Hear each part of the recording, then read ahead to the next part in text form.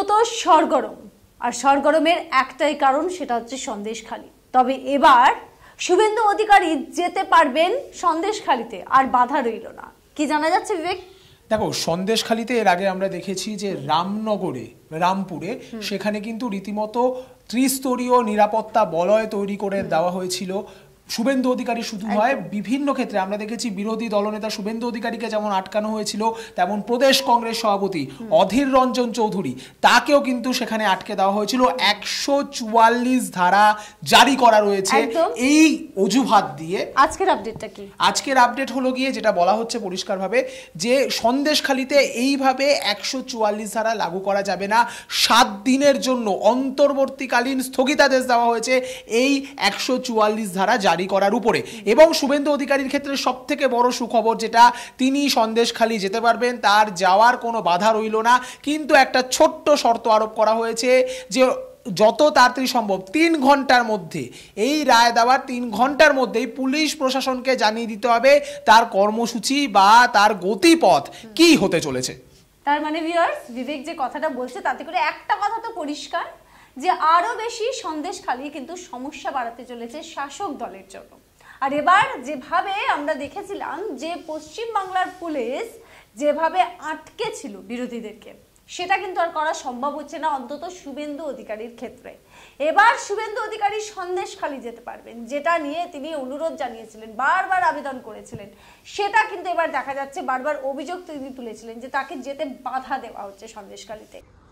আমরা যেতে চাই, আমরা সেদিনই বলেছিলাম 12 তারিখে যাব। আমরা 12 তারিখে 55 জন গেছিলাম। আমাদেরকে সায়েন্স সিটির সামনে অবৈধভাবে 62 কিলোমিটার আগে আটকে রাখা হয়েছিল। আমরা 12 তারিখের সন্ধ্যাবেলা যখন উঠে যাই তখন বলেছিলাম 15 তারিখে যাব।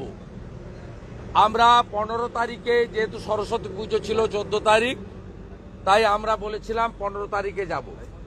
15 তারিখে অ্যাসেম্বলিতে আসার পরে পুলিশের লোকরা খবর দেয় আবার আটকাবে, আপনারা 5-এর কম যান। আমরা কৌশল বদলে 4 জন যাই এবং তখন এখানে হেড কাউন্ট করা হয় এডিসিপির নেতৃত্বে। আমাদের আটকানো হয় সরবেড়িয়ার পরে রামপুরে। আমি মহামান্য কলকাতা হাইকোর্ট এবং বিচারপতি মহোদয় তার কাছে কৃতজ্ঞতা জানাই যে তিনি কালকে আমাকে যাওয়ার অনুমতি দিয়েছেন। আমার কাছ থেকে থ্রু লয়ার জানতে চাওয়া হয়েছিল আমি কোন কোন জায়গায় যেতে চাই। আমি সন্দেশখালী 2 নম্বর ব্লকে, সন্দেশখালী জিপির 7 থেকে 8টা পাড়া যেখানে মহিলারা অত্যাচারিত হয়েছেন এবং যেখানে ভারতীয় জনতা পার্টির 14-15 জন কার্যকর্তাকে গ্রেপ্তার করা হয়েছে, যেই গ্রাম পঞ্চায়েত থেকে আমাদের লোকসভার কনভেনার বিকাশ সিং সহ তাদের সঙ্গে দেখা করতে যাই। সেই উদ্দেশ্যে আগামীকাল সকাল 9টায় আমি কলকাতা থেকে রওনা হব সন্দেশখালীর উদ্দেশ্যে এবং আমি চেষ্টা করব সন্দেশখালী জিপিতে আমার চিহ্নিত করে দেওয়া 6-7টি 8টি মৌজা বা পাড়াতে মানুষজনের সঙ্গে দেখা করতে, তারা কি অসুবিধার মধ্যে আছে জানতে এবং তাদেরকে ইতিমধ্যে আমাদের দলের পক্ষ থেকে, অনেকগুলো সংগঠনের পক্ষ থেকে মানবিক সাহায্য করা হচ্ছে, আইনি সাহায্য করা হচ্ছে, এই বিষয়ে খোঁজ খবর নেব। এবার সেই সন্দেশখালীতে যাবেন শুভেন্দু অধিকারী। 3 ঘন্টার মধ্যে তাকে জানাতে হচ্ছে, সেটা একটা বিষয়। তবে আমরা দেখেছি বিবেক যে কিভাবে এই সন্দেশখালীকে ঘিরে শাসক বিরোধীদের মধ্যে দেখা যাচ্ছে একেবারে অভিযোগ পাল্টা অভিযোগের পালা চলছে। তার মধ্যেই নরেন্দ্র মোদী আসছেন রাজ্যে, আর এবার শুভেন্দু অধিকারীও যেতে পারবেন সন্দেশখালীতে, তাই তো? একদমই তাই। এমনকি আদালতের মধ্যে এই নিয়ে বাকবিতণ্ডা হয়েছে। আদালতের মধ্যেও যখন সওয়াল জবাব হচ্ছে শুনানি পর্বে, তখনও কিন্তু রাজ্য সরকারের তরফে যিনি আইনজীবী ছিলেন তিনি রীতিমতো উল্লেখ করেছেন যে 144 ধারা আছেই বলেই কি সন্দেশখালীতে যেতে হবে? 144 ধারা জারি করা আছে বলেই কি সন্দেশখালী যাওয়ার এত হিড়িক? সেক্ষেত্রে মানে বলাই যেতে পারে যে রাজ্য সরকারের তরফে যে দাবিটা করা হচ্ছে যে 144 ধারা জারি করা আছে, স্বাভাবিক নয় বলেই সেখানে যাওয়া বা কোথাও না কোথাও পরোক্ষভাবে লাইমলাইটে আসার চেষ্টা করা সন্দেশখালীকে কেন্দ্র করে, যে অভিযোগটা বারবার শাসক দলের নেতা নেত্রীদের মুখে শোনা গিয়েছে, সেটা কিন্তু আজকে আদালতে দাঁড়িয়ে আদালত আদালতে রাজ্য সরকারের তরফে যিনি আইনজীবী ছিলেন তার মুখেও পরোক্ষভাবে সেই কথাই শোনা গেল শ্বেতা। কিন্তু একটা শব্দ মনে রাখতে হবে ভিউয়ার্স, নিশ্চয়ই একমত হবেন, সেটা হচ্ছে গণতন্ত্র। আর সেই গণতন্ত্রের অধীনে যখন তৃণমূল কংগ্রেসের তাবর তাবর লোকেরা যেতে পারে, যখন তারা যাদের ইচ্ছা তাদের পাঠাতে পারেন, তাহলে বিরোধীরা কেন নয়? এই প্রশ্ন কিন্তু বিরোধীরাই বারবার তুলেছিলেন। তার কারণ সেখানের পরিস্থিতি ভয়াবহ, এবং এবার তো দেখা যাচ্ছে যে এনসিডব্লিউ থেকেও কিন্তু লোক এসেছে এবং সেখানে স্পষ্টভাবে বলা হয়েছে যে ভয়াবহ অবস্থা, তাই তো? একদমই তাই। জাতীয় মহিলা কমিশনের চেয়ারপারসন রেখা শর্মা একই দিনে তাৎপর্যপূর্ণভাবে তিনিও সন্দেশখালীতে গেছেন, সন্দেশখালীতে নির্যাতিতা মহিলাদের সঙ্গে তিনি কথা বলেছেন, এবং তারপরে সাংবাদিক যারা রয়েছেন তাদের মুখোমুখি হয়ে তিনি যে কথা বলেছেন সেটা কিন্তু অত্যন্ত তাৎপর্যপূর্ণ শ্বেতা।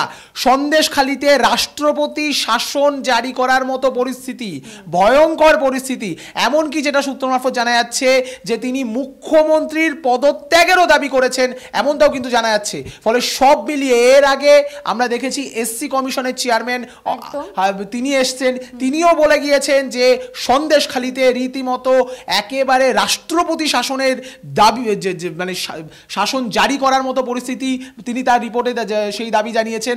অপরদিকে মহিলা কমিশন, জাতীয় মহিলা কমিশন, তিনিও কিন্তু বলছেন নির্যাতিতারা ভয়ে মুখ খুলতে পারছেন না, পুলিশের দিকে পর্যন্ত অভিযোগের আঙুল তুলেছেন তিনি।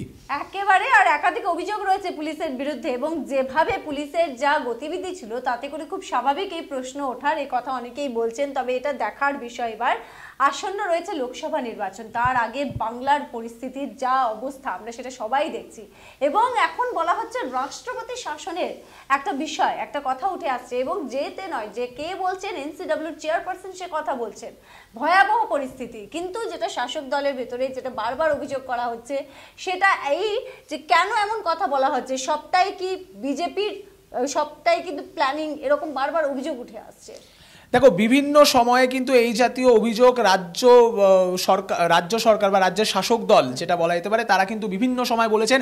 এমনকি আমরা দেখেছি তৃণমূলের যে এক্স হ্যান্ডেল, সেখানে অগ্নিমিত্রা পলের কথোপকথন বলে দাবি করা হচ্ছে এরকম একটি অডিও ক্লিপও মানে তারা দিয়েছেন, তারা পাবলিক করেছেন, এবং সেখানে যেটা বলতে শোনা গিয়েছে যে সন্দেশখালীকে ইস্যু করে আগামী দিনে আরো বড় সড়ো আন্দোলন বা তার প্ল্যানিং করছে বিজেপি, এরকমটাও বলা হয়েছে। যদিও সেটি অগ্নিমিত্রা পলেরই গলা কিনা সেটা নিয়ে কিন্তু কোনো রকম যাচাই আমরা অর্থাৎ ডিজিটাল খবরিলাল করিনি, কিন্তু সেটা দাবি করা হচ্ছে যে অগ্নিমিত্রা পলের গলা সেটা। আমরা সেটা যাচাই করিনি, কিন্তু এই অভিযোগ উঠছে। তবে অন্যদিকে যেটা দেখা যাচ্ছে যে হাতিয়ার করতে চাইছে বিজেপি, সেটা কিন্তু একেবারে স্পষ্ট, সেটা রাজনৈতিক মহলেরই একাংশ বলছে। তার কারণ প্রধানমন্ত্রী আসছেন এবং সন্দেশখালী ইস্যুটা একেবারে কিন্তু তাদের কাছে হাতিয়ার, বিজেপির কাছে। বঙ্গ বিজেপি রীতিমতো ফুঁসছে এই ঘটনা নিয়ে, এবং সেখান থেকে দাঁড়িয়ে যেটা দেখা যাচ্ছে যে একেবারে নরেন্দ্র মোদী প্রতিবাদ সভা করছেন সন্দেশখালীকে নিয়ে। বুঝতে পারছেন ভিউয়ার্স, এটা কতটা কোণঠাসা অবস্থা হয়ে যেতে পারে তৃণমূল কংগ্রেসের। কারণ প্রতিবাদ সভা হচ্ছে কোথায়? বারাসাতে, একেবারে কাছাকাছি সন্দেশখালী থেকে, এবং সেখানে এই প্রতিবাদের যে সভা সেটার আজ কিন্তু পৌঁছাবে সন্দেশখালী পর্যন্ত।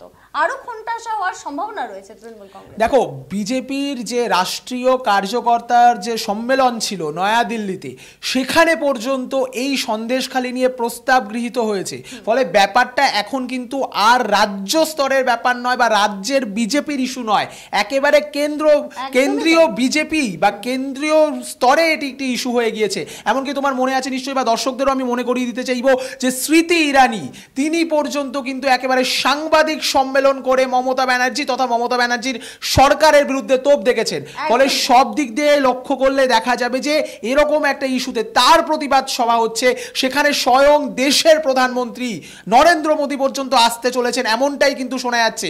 ফলে সন্দেশখালী নিয়ে কিন্তু একটা আমরা যেটাকে বলা যেতে পারে সিঙ্গুর বা নন্দীগ্রামের সময় যেরকম আমরা সর্বাত্মক আন্দোলন দেখেছি, এখন কিন্তু অনেকটাই রাজ্যের বর্তমানে বিরোধী দল তারা কিন্তু অর্থাৎ বিজেপি কিন্তু অনেকটা সেই ধাঁচেই আন্দোলন যে গড়ে তোলার চেষ্টা করছে শ্বেতা, সেই বিষয়ে কিন্তু কোনো দ্বিমত পোষণ করা যাবে না। একদম। আর সেই সময় আমরা যেটা দেখেছিলাম যে যেভাবে ভূমিকা পালন করেছিল তৃণমূল কংগ্রেস, সেই একই ভূমিকা এবার দেখা যাচ্ছে বিজেপিকে। তবে এবার দেখার, আমরা দেখেছি, আমরা সুকান্ত মজুমদারকে দেখেছি যে কিভাবে সন্দেশখালী ইস্যু নিয়ে তিনি একেবারে নাটকীয় ভাবে পুলিশের চোখে ধুলো দিয়ে কিভাবে প্রতিবাদ চালিয়েছিলেন এবং তারপরে গুরুতর অসুস্থ হন। আর এবার পালা হচ্ছে কার? শুভেন্দু অধিকারী। আমরা বুঝতেই পারছি যে আর কয়েক ঘন্টার হয়তো অপেক্ষা, তারপর শুভেন্দু অধিকারী খেলা হবে হয়তো পাল্টা বলতে পারেন, কারণ এবার পুরো অ্যাক্টিভ মোডে তিনি থাকবেন। খুব স্বাভাবিকভাবে গ্রিন সিগন্যাল পেয়ে গেছেন, তাই তো?